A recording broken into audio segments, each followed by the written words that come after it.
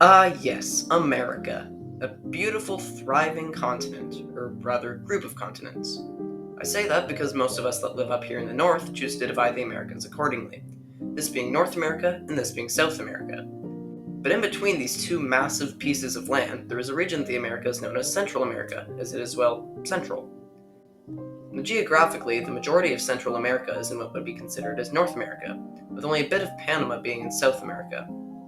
Now, all of the Central American countries are pretty similar in terms of culture and language, but one stands out like a thumb compared to the others. That one, being the topic of today's video, is Belize. Now, what makes Belize so unique compared to the other countries in Central America, I may hear you ask? Well, for one, the majority language in the rest of Central America is Spanish, as all of these countries were once part of the Spanish Empire. Except Belize, who primarily speaks English, the only country in the general region to do so. Now, to figure out why this is, we simply need to take a look back at Belize's history a bit.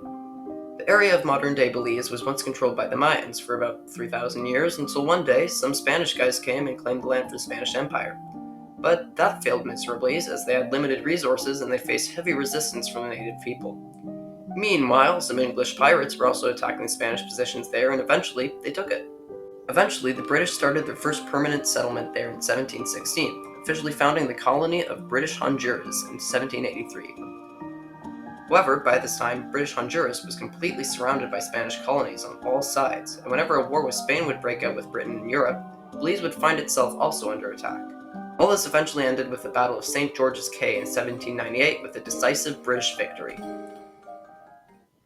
By 1833, slavery was abolished in the British Empire, although this did little to change the formerly enslaved Africans' working conditions. By 1836, Spain had been fully ousted out of the continent, but Britain was still allowed to continue control over British Honduras. And for the next 100 years or so, the colony's economy was largely reliant on the mahogany trade, and everything was cool. Until then, the Great Depression happened, a massive hurricane tore through the colony, and British demand for timber plummeted. However, economic conditions gradually improved during World War II, and many Belizean men entered the armed forces. But then after the war, the economy stagnated and led to the creation of a new political party which fought for the independence of British Honduras, now officially called Belize, until they finally got it in 1981. So that's basically the history of Belize. But now, let's talk about some of the stuff that I think makes Belize so unique.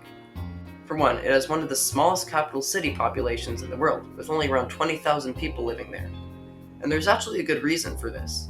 You see, before 1970, the capital was the aptly named Belize City, but previously, in 1961, a big old hurricane came through and destroyed 75% of the city. This gave the Belizean government the great idea of making a new capital city from scratch in the interior of the country, so it would never be under threat from hurricanes or other natural disasters.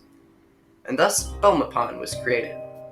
Along with that, Belize also has a sizable population of Mennonites, which are basically just Amish, but different.